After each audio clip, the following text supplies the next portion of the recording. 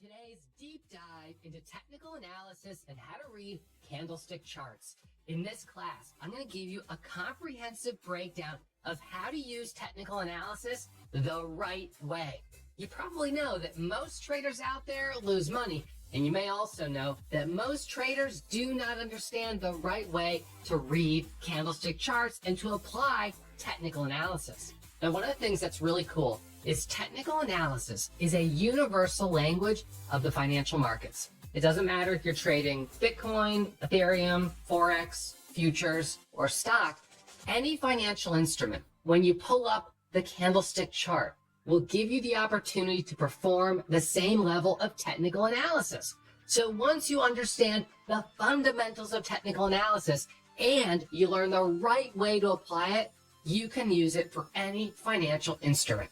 I encourage you to take some notes, and at the end of this episode, I'm going to have some recommended reading for those of you who want to keep going on the journey. So let's go ahead and jump in on the whiteboard. Now, prior to candlestick charts, we had just simple line charts. The problem with a line chart is that the line is created by connecting two dots or more. These dots are just based on one point of data. That one point of data is typically the closing price. And while it's important to know the closing price, that's only one piece of data. So let's introduce candlestick charts. A candlestick chart gives us 4 pieces of information for each candlestick. It tells us the close, but it also tells us the open, the low, and the high. Now, here's what's really interesting.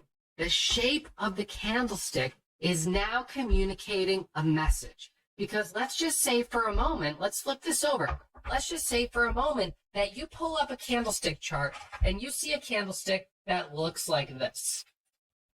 What kind of message does that tell you?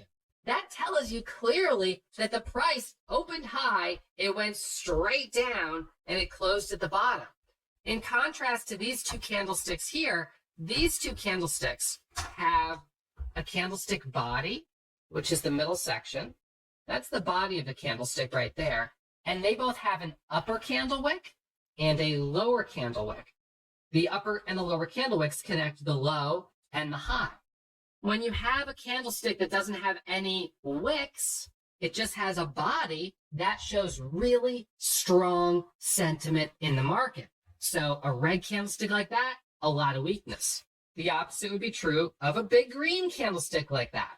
And so what we've actually learned is that once you understand the language of the financial markets, it's almost like learning to read traffic signs. They become so obvious, you don't second guess them. You see a stop sign and you stop. So, for instance, when I'm trading and all of a sudden, I'm watching something, it's going up, the price is going up, and then all of a sudden at the top of that move, if I see this candle right here, I know that it's about to change directions. Why is that? What is this candle communicating? It opened low right here. This was the open. This was the close. This was the high. So it moved up, but the bears pushed it back down and it closed down here. This candle is called a shooting star. It's a candle that shows a reversal may be coming. That's the message this candle is communicating. And it communicates the same message whether it's red or green. If the price has been moving up and we see a shooting star that's green, reversal likely. We see one that's red, reversal is already started. The same is true of this candle right here. Now this candle is called a hammer. It looks sort of like a mallet. This is the head of the mallet, and this is the handle right here. And this candle, when it occurs after the price has been declining, it's considered to be hammering out the base.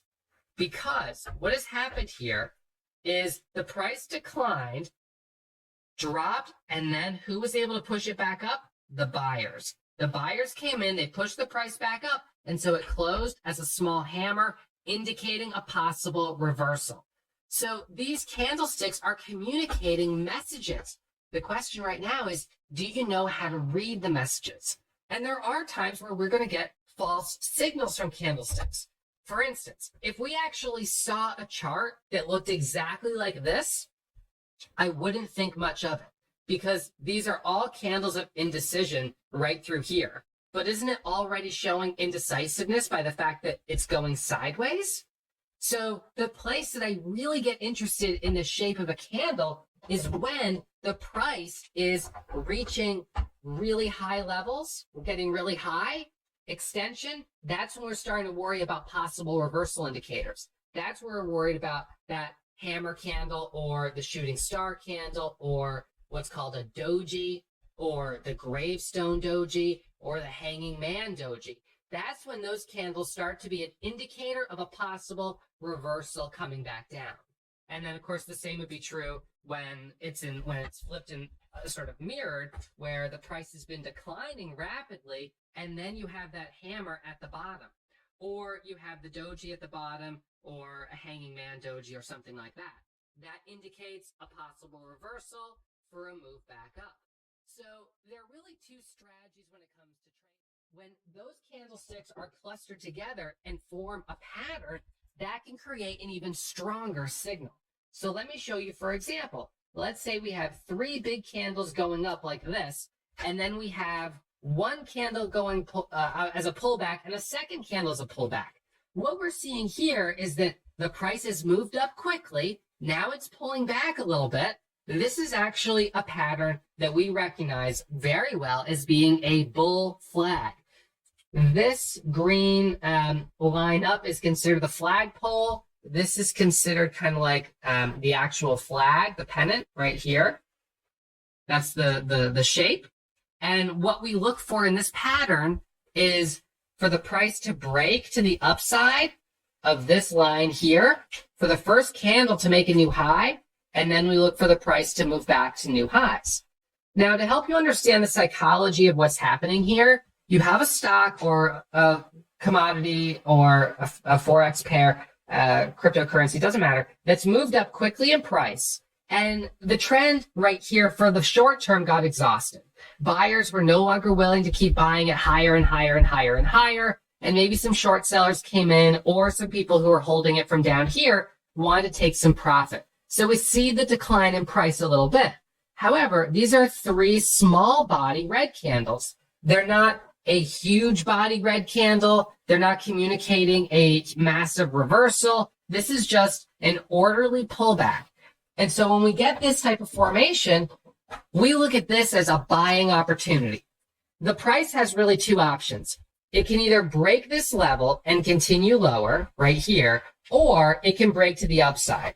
And so we get to a point where it's sort of a fork in the road, and which way is it going to go? Now, I suppose, of course, it could just sort of slow down and go sideways, in which if it did that, there's no trade there whatsoever. It's not going to be something that we buy. It's not something we would short. It's just going sideways. But generally, when these have made big moves like this due to some type of catalyst, they're going to be forced to break out in a strong way, one or the other. So in this instance, the momentary pullback, and then here's the next wave of momentum. Now, what's often common is that then we'll see up here a second pullback. And this brings in another round of buyers as it continues even higher. And so if we look at my screen share here, what you'll see on the chart is actually the S&P 500.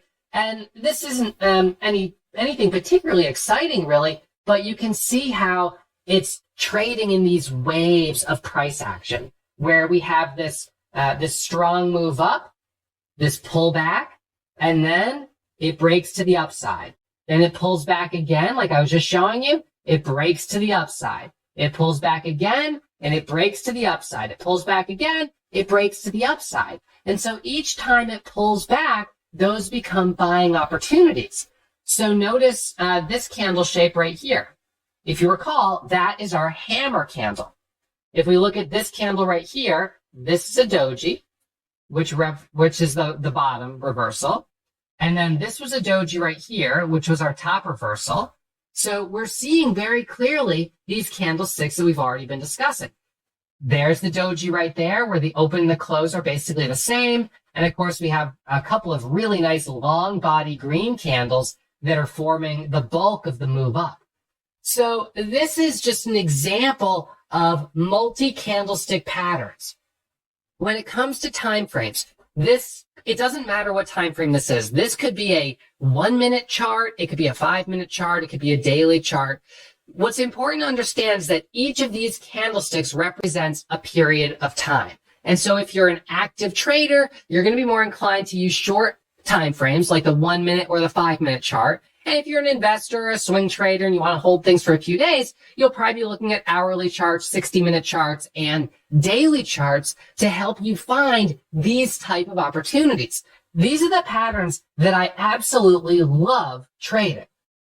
So I'll switch back to the whiteboard here, and I'll show you a couple other patterns that I like. So the first pattern that I showed you right here, this is called the bull flag. And usually on a bull flag pattern, we'll see anywhere from 1 candle of pullback to 3. I don't usually like to see 4 candles of pullback. I do not like to see the pullback here retrace more than 50% of this initial move. So that means the most it can pull back is right about here. So an example of a bull flag that would be a broken pattern would be one that goes like this and then has a long body red candle right here. That's no good. Don't like that. It's retraced more than 50% of the move. All right. Alternatively, if we have 1, 2, 3, 4, 5, 6 red candles, we're running out of steam. Now, that's not good either. If this was really strong, we should have had just a momentary pullback before the next round of buyers came in and said, I want a piece of this action for the next leg up. I like to trade the first pullback right here, the first bull flag, and I like to trade the second one right here. I have often found that after the first two, when you get into the third, the fourth, the fifth, they're not as clean because most traders who are aggressive and are successful have already made their money on the first two and are not going to overstay their welcome.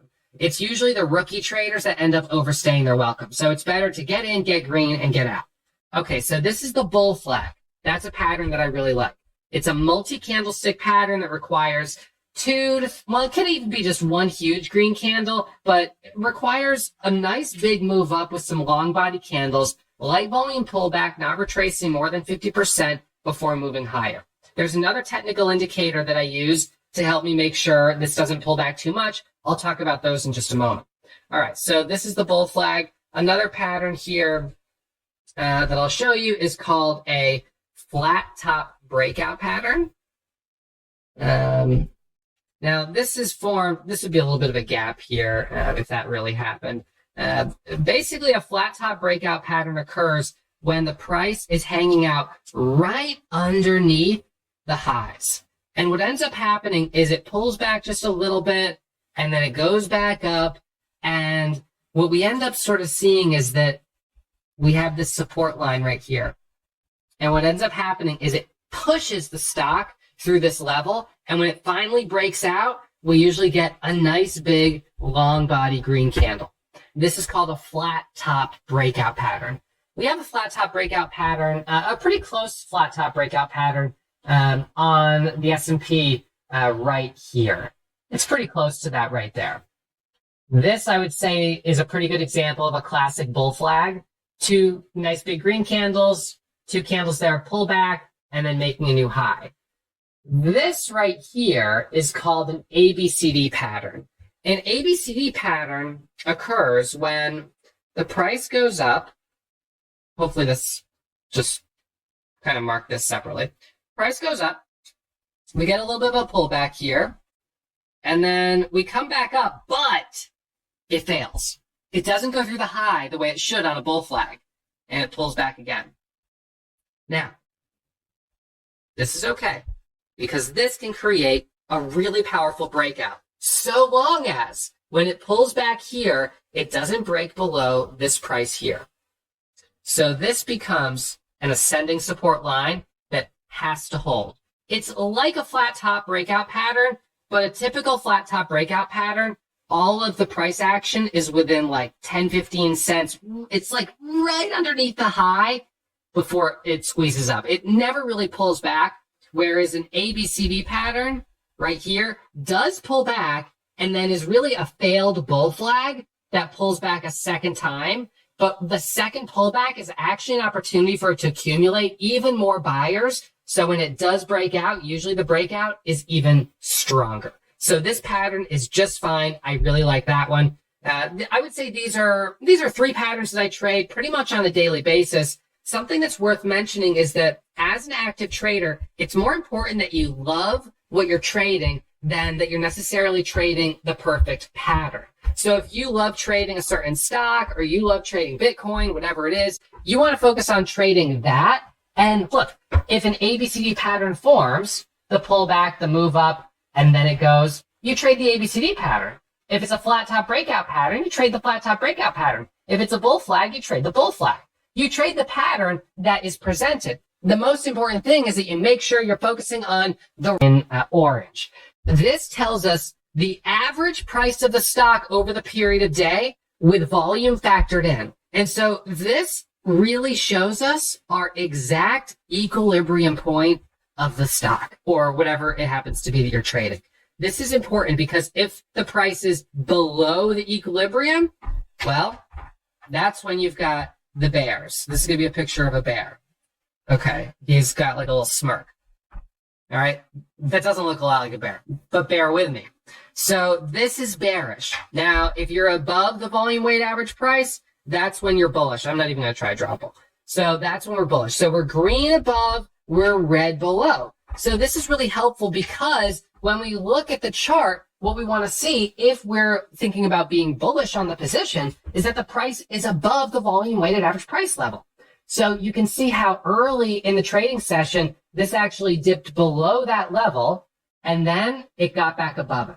So just from that perspective, the moment it was back above it right here, from that point forward, this was in the hands of the bulls. Now, if it had gotten back below it and held back below the VWAP, this would have been back in the hands of the bears. So understanding the general who's in control is important when you're considering taking a position because obviously you're going to be choosing long or short. So volume weighted average price, super important indicator. It's used for intraday trading. Now, one other thing I want to mention about VWAP is that it's considered a very well-respected level of support or resistance. And so what that means is that if, for instance, the stock has been below the VWAP, and I'll just do black here just to make it easy for me, and then it comes up to it right here, it's very common that the price will fade off of this level and that this is resistance. Sometimes we'll see a stock will try to break and it won't be able to hold over and immediately comes back down. And when it comes back down, that is just reaffirming that the bears are in control because it tried to get above it, but they brought it right back down. Now, this is the same is, of course, true if a stock is on the upside. So, you could have a stock that made a really big move. It pulled back, it came back down, and then at VWAP, maybe it dips for a moment, holds that level, and then heads back up. Very common. This would be a dip off of VWAP, which essentially is buying very close to support with profit target back up to high. This is your risk. That's your reward. So your profit to loss ratio is great. Same with a fade off of VWAP. Shorting right here with a stop just above VWAP, and then your profit target's way down here. However, something that's also really interesting with support and resistance levels in general, and we're going to talk about this more in just a moment, is the way price behaves when we do break. So when we have a stock that's bearish and it's been below VWAP, so maybe it came up, it hit VWAP, it did a fade off VWAP, came up again, faded, and then came up again, and it's like this thing, it's holding, and it busts through. It gets above this resistance level. So sometimes dramatic rejection, back down. All right, but let's talk about the other situation.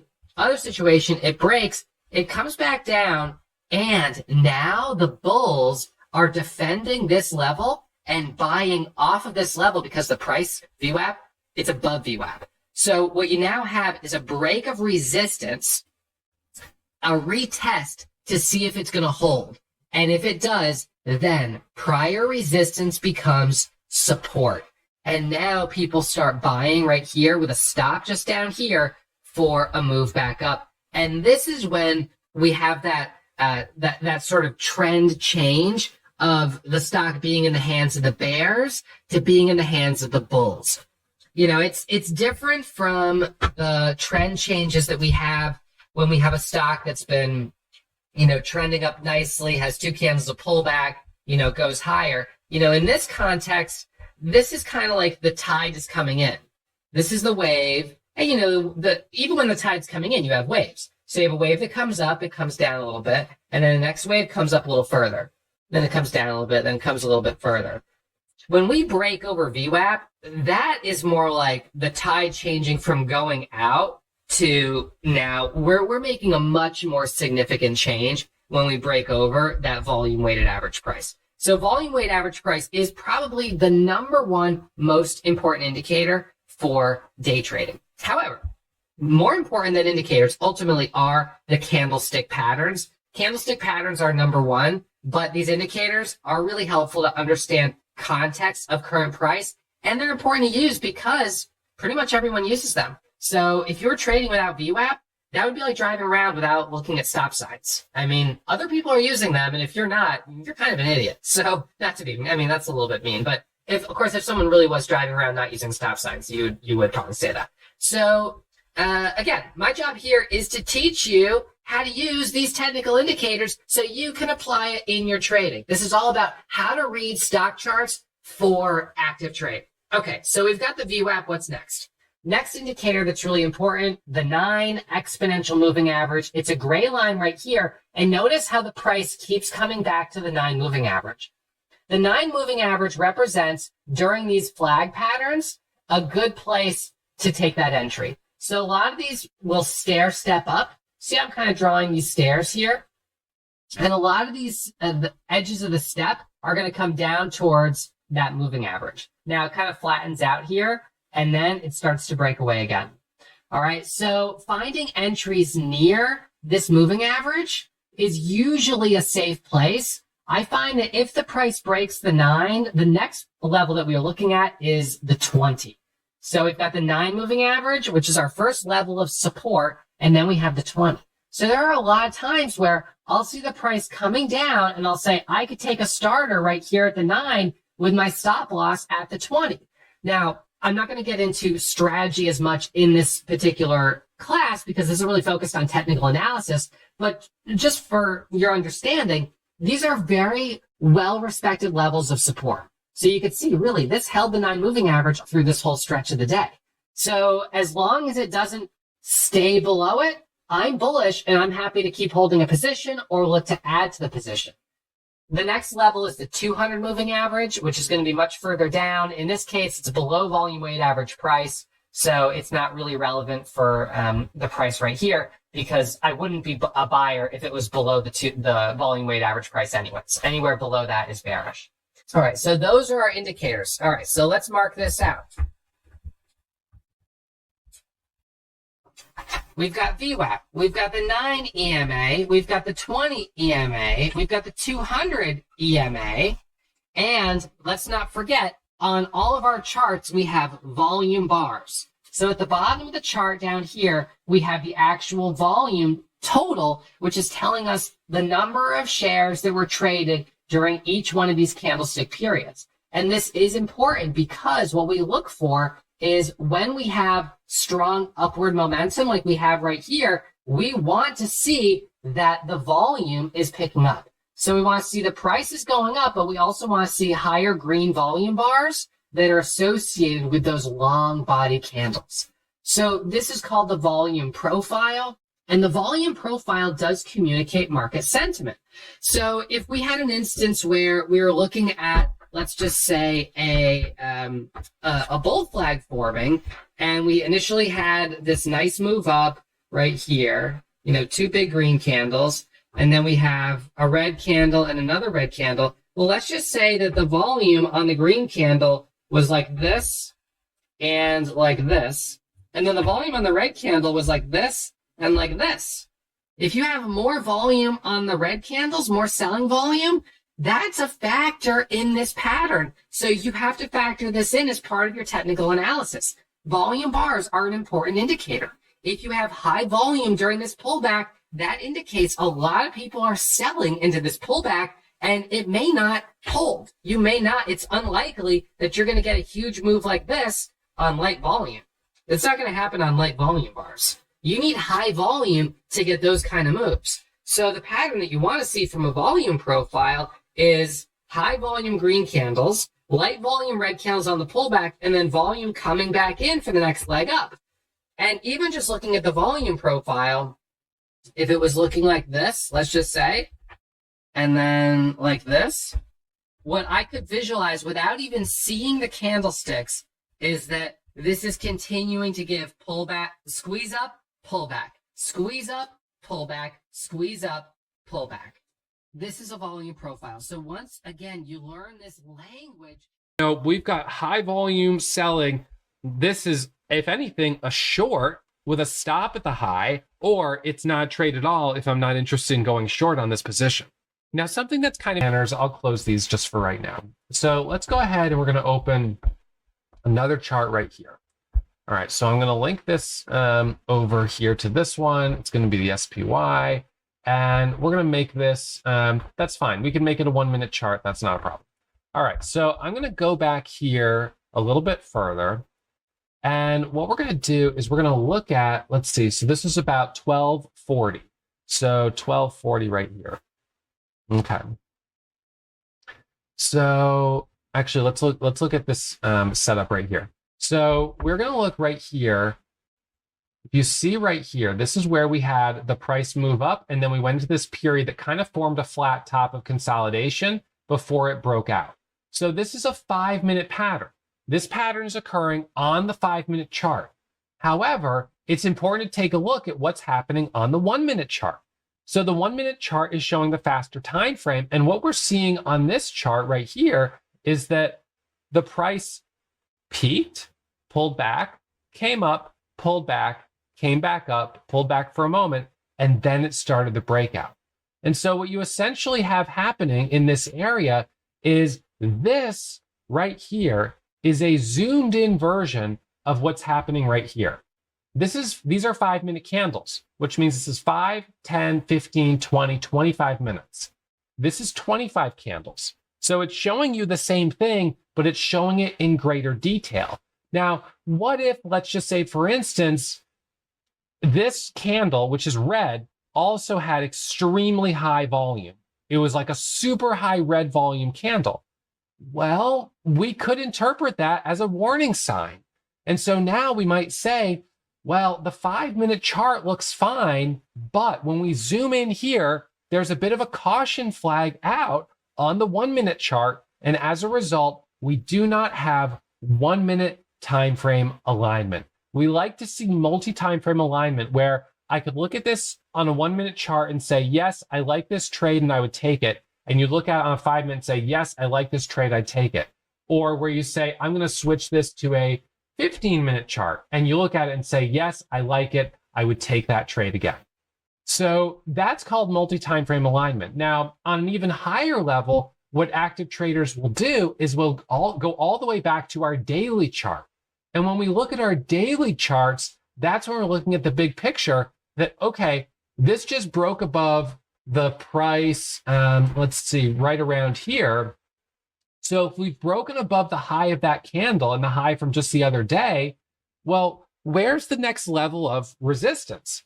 So in order to understand support and resistance when it comes to technical analysis, you have to be able to look at all time frames, 1 minute, 5 minute, and daily time frames. So let me show you on the daily chart, the way I look at these type of chart patterns. So what I do is I grab my horizontal trend line and I look to the left and up.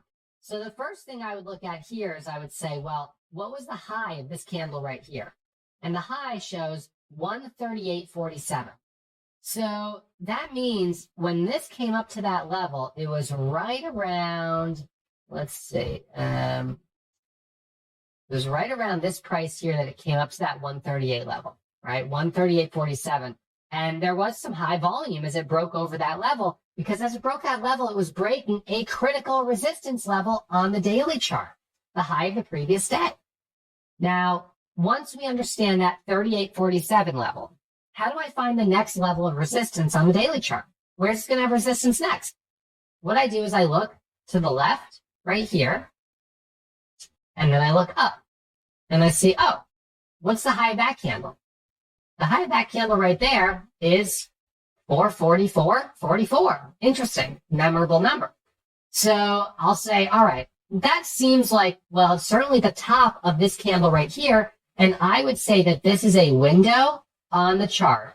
This is a window where we really have no resistance between 138.47 and 144.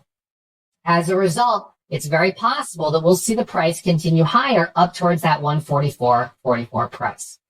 If it breaks that 144.44 price, then what do we have? And again, I look to the left and I look up. And this is how I find the areas that I consider possible resistance. There's a high there of that candle. There's a high of this candle right here. There's a high of this candle right here. And I look to the left and up. There's a high of this candle right here. Then I look to the left and up, and you'll notice something interesting here. There's a gap. So we're looking at the S&P 500 here. This is not a 24-hour market. So the gaps are created when the market closes, something happens overnight, and then when the market starts trading at the next session, it opens at a different price. And this happens all the time, in fact. It certainly happens when companies, individual companies have like really, really good news or really, really bad news that happens overnight. So if you look at the whiteboard, I can just kind of show you the way this works. So let's say a stock is trading at $20 a share and the market closes. So if the candle for that day, whatever, closed at $20 a share. Then overnight they have earnings and they're bad. They're really bad. So now people are like, I want to sell this stock. I want to get out. I don't even care about 20. I'll sell it for 19. And, someone else is like, screw that. I'll sell it for 18.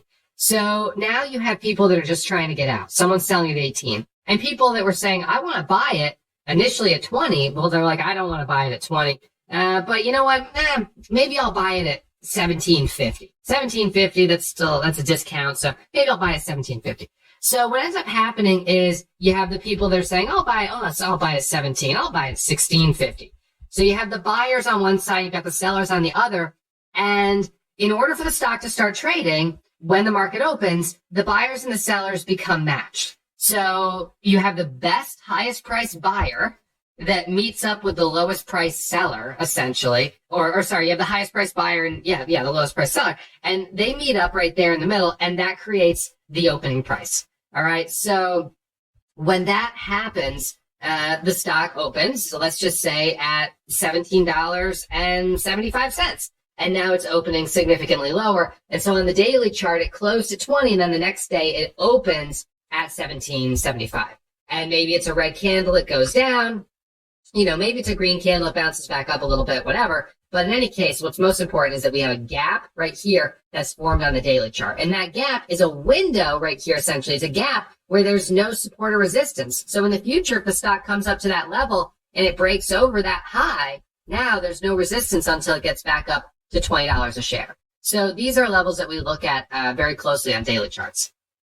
All right, so what's formed right in this area is a gap.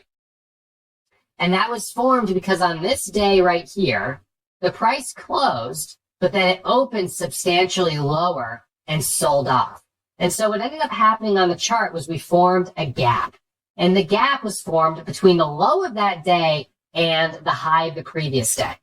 So both gaps and windows are areas where we don't really have any support or resistance, which means once the price gets over this level of 252, the next stop is 254 or 253.89. All right, so once we get over that level, once again, I'm looking to the left and up. Now there's another element of understanding support and resistance on these charts. So we could go back even further if we need to. We could go all the way over here. And we would say, all right, we've only got a couple more levels to draw on this before we are at all-time highs ever. So left and up right there. There's a small high right there, so a teeny bit of resistance potentially. Through that level, we've got this, and then boom, we're at all-time highs. So that draws all of those resistance levels. However, and I would do it the same if I was looking at something declining in price. However, while we have these resistance levels drawn, there's something else that we haven't factored in. We need to look at the possibility of ascending and descending resistance levels. So just as I showed on the intraday time frame when I was showing you how these flag patterns look, so right here we have ascending support. So the price comes down, holds support, goes a little higher, holds support, goes a little higher. So this blue line becomes an ascending support level. On the daily chart here, it's the same way. And these levels make a difference when it comes to intraday price action. So now you see, all right, we've got this level here. We could change this color here.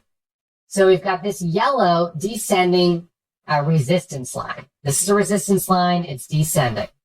Now, what I'll sometimes do, I like to draw and create channels. So I would connect the low of 2 candles back here, for instance, and I would try to see that feels like that might be a good connection, connecting those two right there. And then what I often will do is I'll copy and paste this trend line. So it's at the same exact angle, which forms a channel. And then when I bring it up here, I'll usually line it up like that.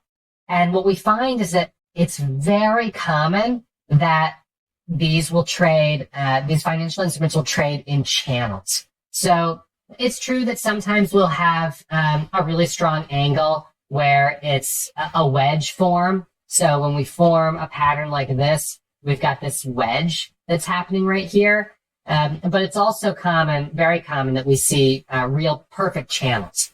So I had this drawn just like this from a couple weeks ago. And so when I saw the price coming up right here, I expected that we were going to run into this descending resistance level. And we kind of struggled here for a couple days. We got above it, we came back down, we tested it, we held, and now we're back up. So something that's really important to know, and you can see it back here as well, so there's sort of this resistance underneath this level right here, then it broke above it, then it's support, was below it for a second, and then got back above it. Let me show you an example right here. This was a ascending support trend line that I drew by connecting right here and right here. I connected those two lines, those two dots, and it created this long extension. So I drew that right there at that time. So when this came back up right here, I already knew that we had potential ascending resistance that it was going to run into. And it did. It ran into it here. It ran into it here. So at the very beginning of this class, I said most traders don't know how to use technical analysis properly, which means they may not even have drawn this blue line whatsoever, and they're buying right here.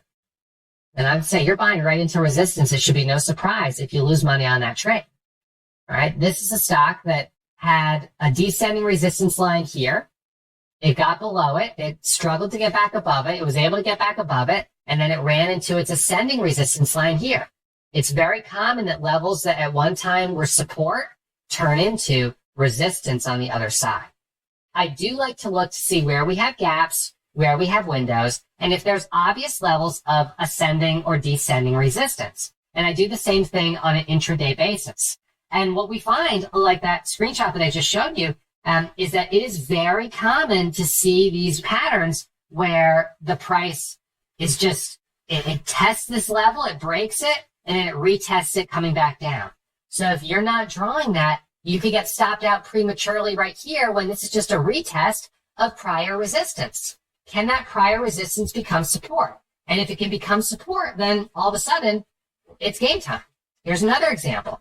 All right, so this trend line here is support right here. It gets below and is resistance. Resistance. But it broke through it. Boom, big deal. That's a big deal because we broke through resistance. A lot of volume came in and shorts covered. It pulls back, and when it pulls back, where does it pull back to?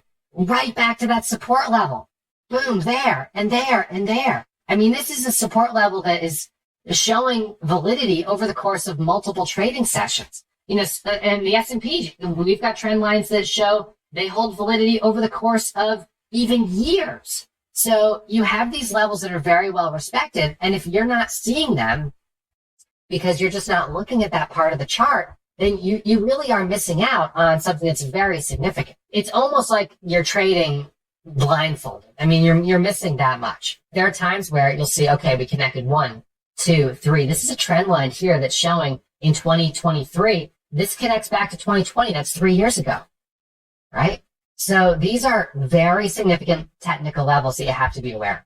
Now, some traders will ask how to draw ascending and descending support and resistance levels. And my rule of thumb is that you want to make sure the trend line is touching in the most places possible. Because the fact is, it can be a little bit arbitrary. You know, do you connect the high of candles or do you connect the lows? Right here, should I connect this trend line to the top of that candle wick right there, the very top? To see how, if we zoom in on this, there's a candle wick at the very top.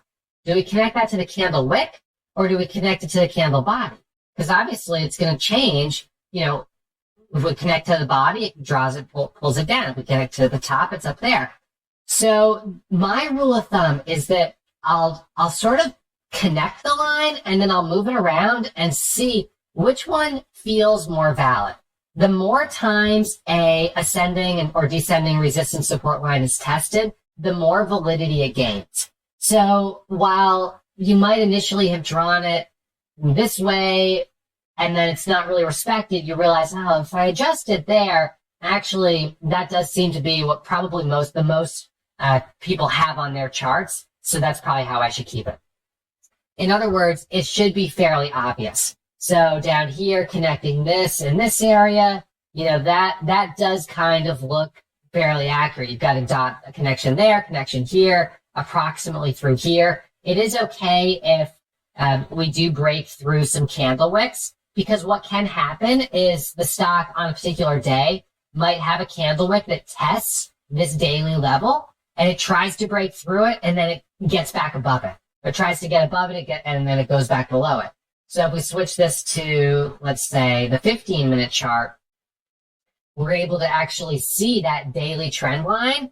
And like right in this area, for instance, look at how the intraday price action, how much it's driven by this daily level, right?